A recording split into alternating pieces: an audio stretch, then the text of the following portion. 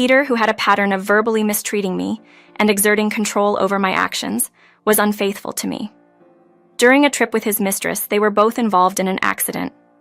When I visited him after the accident, Peter shockingly expressed his belief that I wouldn't care for him now that he was paralyzed from the waist down. He arrogantly assumed I would look after both him and his mistress, Emily, suggesting she could decide on home decor, while I should simply follow their directives. Peter criticized me for treating his wife merely as a housekeeper, which ignited a deep anger within me, especially recalling a time when he didn't lift a finger to help me while I was injured. My name is Mary, a 48-year-old who thought she married a hardworking and honest man named Peter. After marrying, he revealed his domineering personality. Despite my reservations, the bond between Peter and his son Arthur, from a previous relationship, touched me deeply. Arthur treated me with the love of a real mother, and their close relationship was something I cherished, leading me to hope for a change in Peter. 3 years into our marriage, when Arthur started 5th grade, I began considering employment to fill my increasing free time and contribute financially, inspired by other mothers working to support their children's education. I suggested to Peter the idea of taking a part-time job, but he reacted furiously, misunderstanding my intentions as a critique of his earnings. I tried to explain my desire to help save for Arthur's future education and our retirement, but Peter took offense, viewing my wish to work as an attack on his status as a provider and his public image. He even accused me of infidelity, sidetracking our discussion from its original focus on securing our family's financial future to baseless accusations and personal insecurities. Peter seemed trapped in an outdated mindset, unable to accept the idea of a partnership in both household responsibilities and financial contributions. I was in perfect health, and our son Arthur was no longer a young child requiring constant care. Hearing about other mothers embarking on new careers stirred a sense of longing within me. However, Peter dismissed these aspirations with a dismissive attitude, suggesting that I wouldn't be capable of managing both a job and household duties due to my supposed inefficiency at home. He was adamant that sharing the household chores was out of the question, equating my desire for a job with an unreasonable demand on him. Peter's stance was clear. He viewed the idea of him helping with housework as inappropriate, insisting that maintaining the home was solely my responsibility, so he could concentrate on his career. Frustrated by his inflexible perspective, I eventually dropped the subject, resigning myself to continue as a full-time housewife. However, a few years later, an accident while cycling to the supermarket led to a fractured arm, rendering me unable to perform my usual household tasks. Arthur, now a senior in high school, offered his support, but Peter's reaction was far from sympathetic. He saw my injury as an inconvenience to him, insisting that I should still be able to fulfill my duties as a housewife. Despite my physical limitations and doctor's orders, Peter's concern was for his own comfort, not my well-being. This incident highlighted Peter's selfishness and lack of empathy, as he begrudgingly accepted the temporary disruption to his routines without offering any genuine support. His reaction to my injury and his overall attitude towards our marriage reflected a deep-seated arrogance and disregard for my contributions to our family. As time passed, my suspicions about Peter's infidelity grew, particularly when he announced a business trip over a long weekend with unusual enthusiasm. His behavior, increased overtime, heightened attention to his appearance, secretive phone use, suggested this business trip was likely an escapade with his mistress. His excited preparations and transparent lies only confirmed my suspicions, revealing the depth of his deceit and the fragility of our marital bond. While Peter was planning a seemingly enjoyable outing with a client, his eagerness to dine out and a conveniently placed New York guidebook betrayed his true intentions. This display of carelessness pushed me to a decision point. After using his fingerprint to unlock his phone while he slept, I discovered undeniable evidence of his affair, texts and photos exchanged with his mistress, planning deceitful escapades under the guise of business trips. Despite the clarity of his betrayal, I hesitated to confront him immediately, wanting to avoid causing distress to our son Arthur before his crucial exams. I aimed to collect irrefutable proof, such as photographs of Peter with his mistress, to strengthen my case for divorce. However, amidst these tumultuous plans, a call from the emergency center disrupted everything. Learning of Peter's accident and his serious condition elicited a complex mix of emotions. Despite the fading of my love for him, Concern and a sense of responsibility surged within me. I quickly gathered essentials for his hospital stay and rushed to his side. The sight of him, injured and vulnerable, was jarring, and the prognosis of potential paralysis from a spinal cord injury deepened the complexity of our situation. Confronted with the reality of his condition, I encountered a police officer at the hospital who inadvertently confirmed my suspicions about the identity of Peter's passenger at the time of the accident. The presence of his mistress in this crisis was a bitter revelation, yet it did not erase the shock and concern for Peter's well-being. As Peter underwent surgery and faced a future of partial paralysis, the logistical and emotional implications began to weigh on me. The necessity of remodeling our home to accommodate his disability, alongside the prospect of him working from home, presented a new set of challenges. Despite the enormity of his betrayal, the immediate need to address his health and rehabilitation took precedence. The situation forced a reevaluation of my feelings and plans. The idea of pursuing a divorce in the wake of such a life-altering event felt increasingly complicated. My visit to the hospital, after 2 months of separation, revealed a man who, despite his physical limitations, appeared unexpectedly optimistic about his recovery. This encounter left me grappling with the implications of care, responsibility, and the unresolved issues between us, casting a shadow of doubt over my next steps. Upon my intention to leave after delivering Peter's clothes, he surprisingly invited me for a coffee as a gesture of gratitude. Initially hesitant, his offer struck me as odd, possibly a change induced by his recent accident. However, the true reason became apparent when we reached the lounge. There, Peter and a woman, both in wheelchairs, awaited us. This woman, Emily, greeted Peter warmly, revealing their close relationship. Their interaction left little doubt about her identity as his mistress, or so I thought. As they shared a tender embrace, Peter suggested that I would be responsible for taking care of both him and Emily post-discharge, a notion that both shocked and offended me. His audacity was further amplified when he and Emily began discussing interior decoration preferences as if I had agreed to their presumptuous plan. My frustration peaked when Peter dismissed my role to merely that of a caretaker, ignoring the lack of support I received from him when I was injured.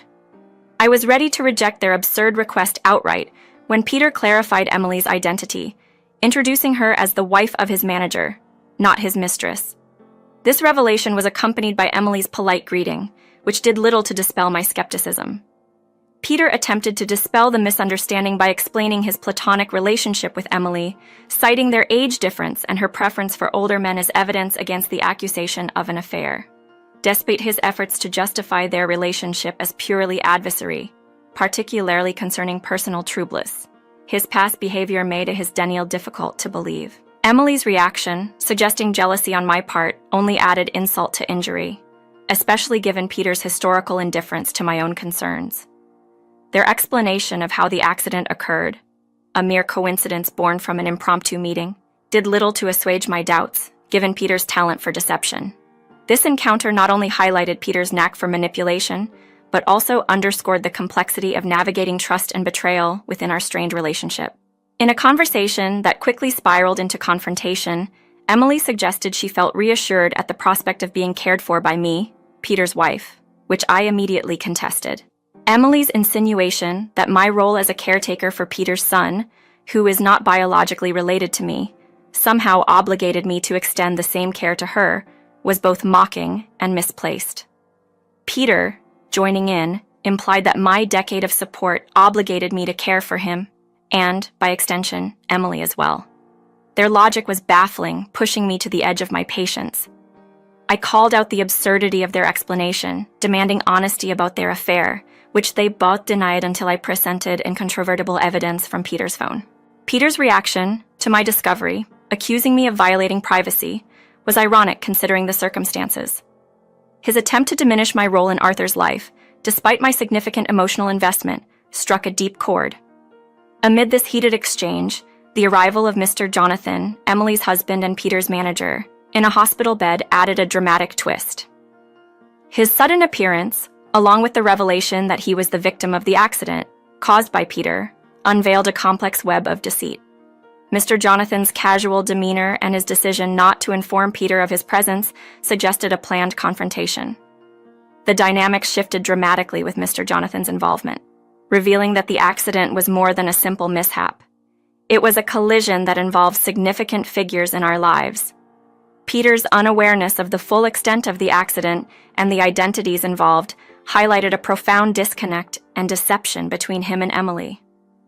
Mr. Jonathan's arrival not only clarified the accident's circumstances, but also exposed the intricate relationships and secrets that bound us all, setting the stage for a tense and uncertain resolution. In the unfolding drama, Emily's frustration boiled over as she confronted Peter, revealing the complexities of their affair and the consequent accident. She bitterly recounted how she had informed Peter at the time of the accident that the car he crashed into belonged to her husband, yet he failed to grasp the significance until it was too late. Emily's fury was palpable as she blamed Peter for ruining her life, highlighting the physical and emotional toll the accident had taken on her. The revelation that her husband had threatened to demand a hefty sum as compensation for the affair added another layer of tension. Peter's realization of the mess he had caused was met with a mix of fear and regret, prompting him to offer a settlement in hopes of mitigating the fallout. However, Mr. Jonathan's entrance, with a smirk, signaled his intention to capitalize on the situation, demanding compensation for the affair, medical expenses, and the damaged luxury car, all while mocking Peter's expired insurance and reckless driving. Emily's scathing critique of Peter, juxtaposing their relationship against the backdrop of his pride and the mundane aspects of their affair, laid bare the superficiality and recklessness that had led to their current predicament. She spared no feelings criticizing the quality of their outings and expressing disdain for Peter's boastful nature, particularly regarding his son's supposed potential. My response to the unfolding debacle was sharp and immediate. I condemned the audacity of expecting me to care for Peter's mistress amidst this chaos, highlighting the absurdity and cruelty of such a request. Peter's feeble attempt to salvage his relationship with Emily, even as she firmly rejected him, underscored his delusional grasp of the situation. Emily's parting words to me were a mix of pity and disdain, pointing out the humiliation I had endured at Peter's behest. Her decision to live independently, coupled with her resolve to cut ties with both Peter and myself, marked a decisive end to her involvement in our lives, leaving behind a trail of revelations and recriminations that would not be easily forgotten. After expressing her demands, Emily skillfully navigated her wheelchair back to her room, leaving behind a clear message for Peter about the financial repercussions of his actions. As the situation in the lounge began to dissipate, Peter, fueled by anger and a sense of betrayal, lamented Emily's change of heart post-accident and desperately sought my support, claiming the bond of marriage as his leverage.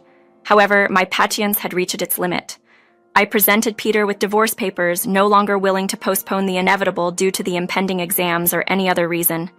Peter's shock at my decision quickly turned into spite, accusing me of selfishness despite his years of neglect and verbal abuse.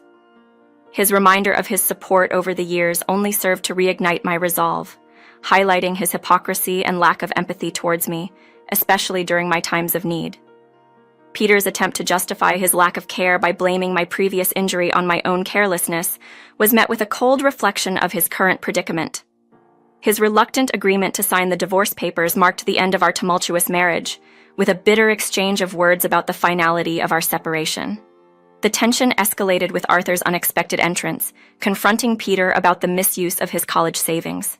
Peter's nonchalant admission and justification of his actions underscored his selfishness and disregard for Arthur's future. His entitlement and lack of accountability were appalling, even suggesting that Arthur should take care of him post-divorce. The revelation of my significant inheritance from my late aunt shifted the power dynamics dramatically. Arthur's inadvertent disclosure and my subsequent announcement of my financial independence, coupled with my intent to seek alimony, left Peter scrambling to salvage his dignity. Despite his attempts to appeal to Arthur for future support, the damage was done. Arthur's rejection of his father's plea for care, in light of the financial betrayal, was a defining moment, showcasing a newfound resolve and independence from Peter's manipulative grasp. Arthur firmly declared his intention to attend an out-of-state college, dismissing Peter's expectation for him to follow in his footsteps to his alma mater. Peter's surprise at this revelation underscored his disconnection from his son's life and decisions, a divide widened by his preoccupations with his affair rather than his family's needs. Peter defensively insisted he had always prioritized his family despite evidence to the contrary, including the misuse of savings for his affair. His attempts to justify his actions fell flat in the face of Arthur's blunt criticism of his treatment towards me, highlighting a long-standing pattern of neglect and disrespect that had marred their family dynamics. Arthur's perspective revealed a deep-seated resentment towards Peter's behavior, contrasting sharply with the warmth and care he received from me, his stepmother. He openly questioned Peter's harshness towards me, despite the love and support I provided, challenging the very foundation of their marriage. In a striking rejection of Peter's expectation for familial support, Arthur made it clear that his loyalty and affection lay solely with me, not with a father who had consistently prioritized his own desires over his family's well-being. This moment of clarity from Arthur marked a turning point, leaving Peter isolated and confronted with the consequences of his actions. The aftermath saw Peter grappling with the fallout of his choices, including a divorce initiated by me and Arthur's decision to cut ties. Faced with significant financial obligations, Peter's desperation led him to seek leniency from his boss, only to find his professional life tainted by the scandal of his affair. The rapid spread of rumors and the resulting ostracization from his workplace and family underscored the extent of his fall from grace. Meanwhile, Emily's path post-divorce involved a move to independence, albeit reluctantly, as she adjusted to a new life in a rented apartment and a job in computing. This shift represented a fresh start for both Emily and me, as we navigated our lives beyond the shadow of Peter's betrayals, each finding our own way forward amidst the challenges left in the wake of his actions. Emily had always needed help during the day, but her challenging behavior made it hard for caregivers to stick around. Eventually, she was left with only those who were unkind, making her days filled with tears and scolding. After parting ways with Peter, I managed to use the money left from my aunt's inheritance and the divorce settlement to support Arthur's college expenses. With what was left, I bought myself an apartment and started enjoying my newfound independence. I no longer had to worry about household tasks being critiqued or how I looked in public. I even went back to a part-time job after a decade. My days are now busy yet rewarding. Peter, hearing about how I was getting on, sent me a mocking message, suggesting I must be lonely and hinting he should visit for old times' sake, even asking for money as a thanks for his imagined support. I immediately blocked him. Despite this, he somehow got my address from Arthur and turned up uninvited. I had no choice but to call the police, which resulted in his arrest after a formal complaint. It turns out he had been bothering Emily too, which enraged his brother when he had to collect Peter from the station. Now, Peter is confined to his home, spending his days online to pay off his debts. Meanwhile, Arthur, learning from his father's mistakes, is fully committed to his studies and enjoying his college life. Although we're not related by blood, I consider Arthur like my own son, and am dedicated to supporting him and watching him grow.